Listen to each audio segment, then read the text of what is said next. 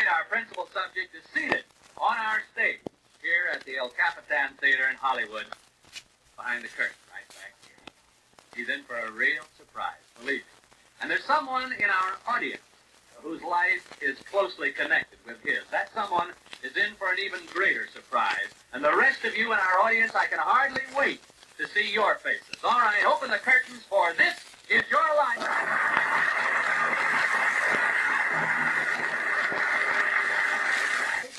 You were both born in typical American towns.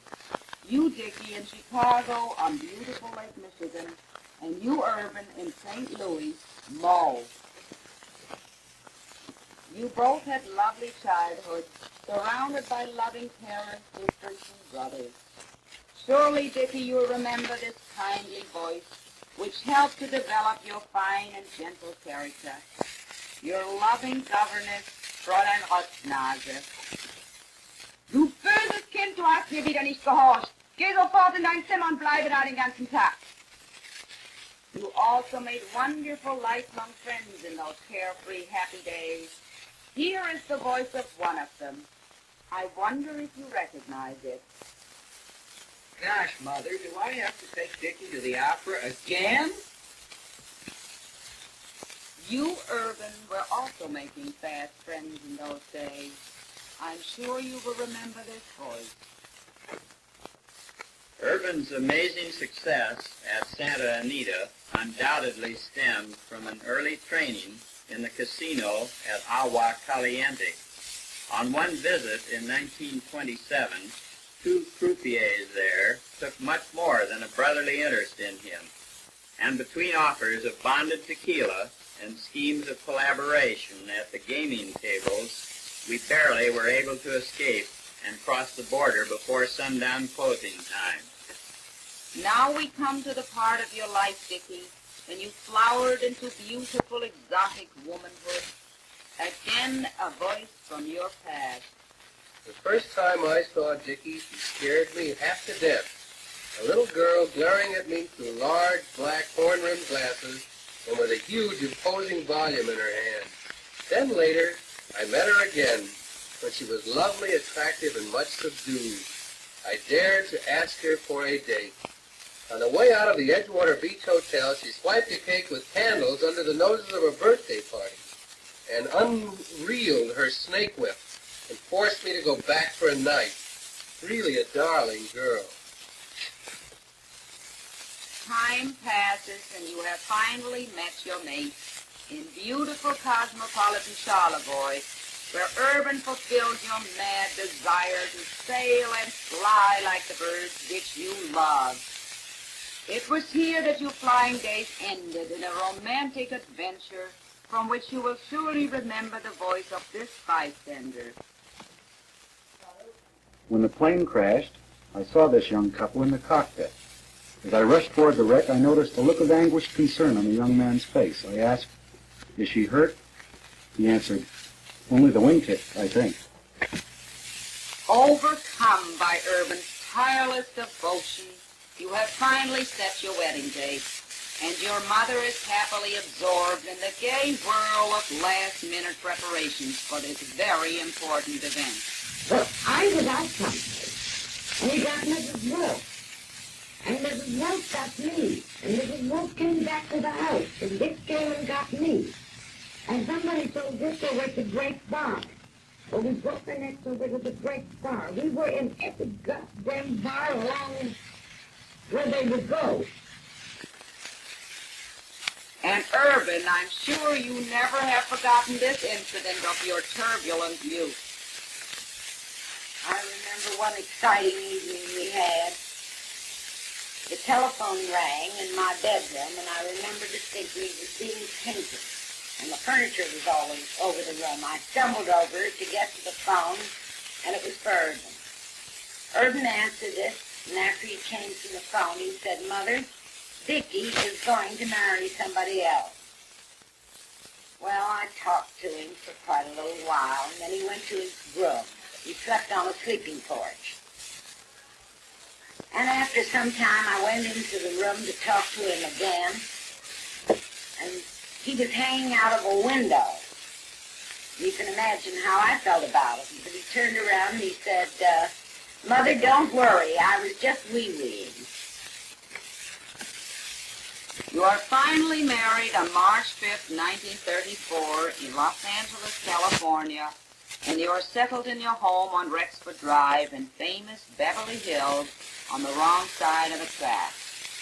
Irvin has started his spectacular rise at the famous department store, of which he was later to become president. You are busy setting up housekeeping and gradually becoming the leader of the social set of Los Angeles. Here is a voice which belongs to this exclusive set of high society nations, of which you try so desperately to become a member. I am speaking on behalf of the Hadassah and the Junior B'nai B'rith of Greater Los Angeles. All I can say is we old settlers from the west side of Chicago are appalled by the kind of people that are moving west and claiming their place in society. You have moved into your beautiful and glamorous home on North Roxbury Drive on the right side of the track, and it is there that a little stranger arrives. To inquire about 2 white rabbits that were in my backyard and did boo-boo all over it. What happened to them?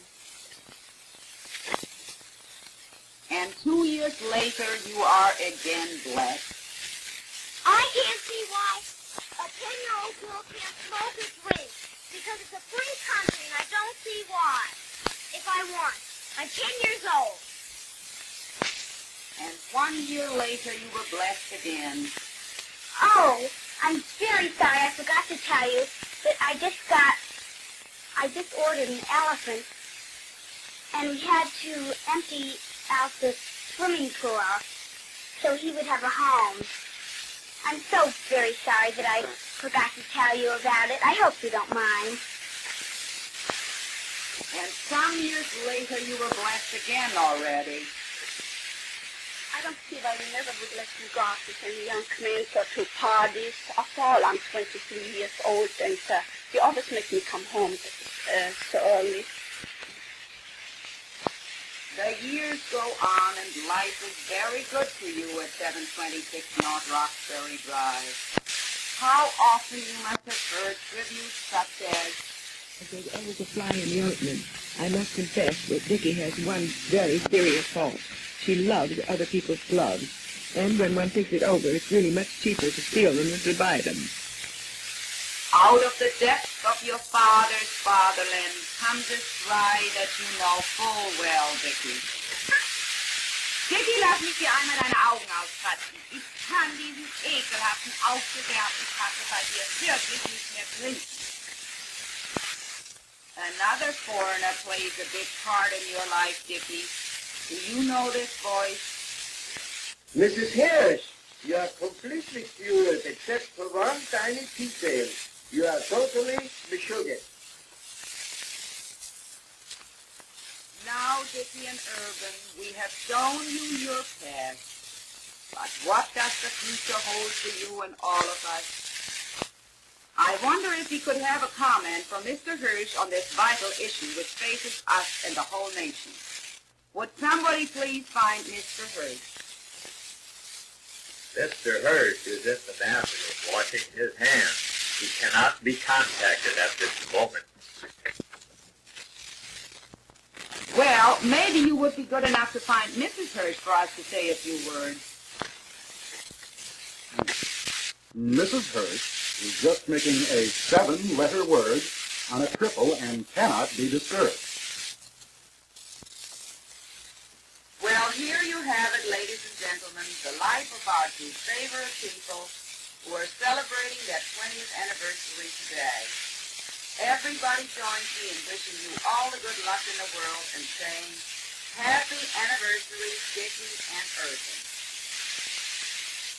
This is Beverly Hills Patrol.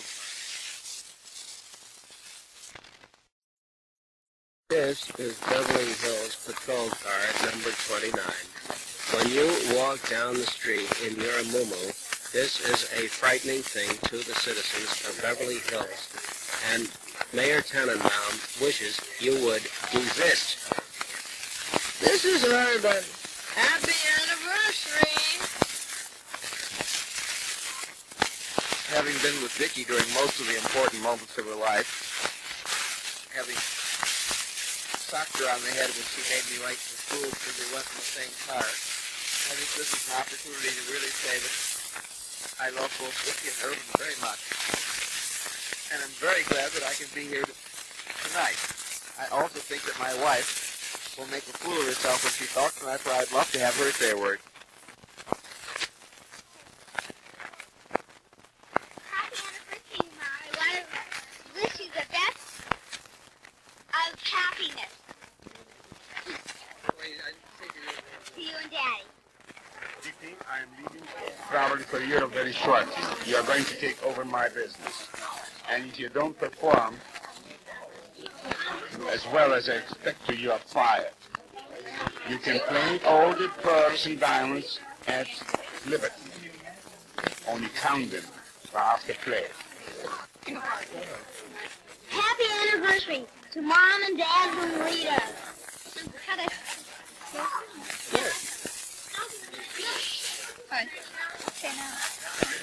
Happy anniversary, Vicki and Irvin, in this nice house where David and I were married 4 years ago, and which brings so many beautiful thoughts and memories of that day.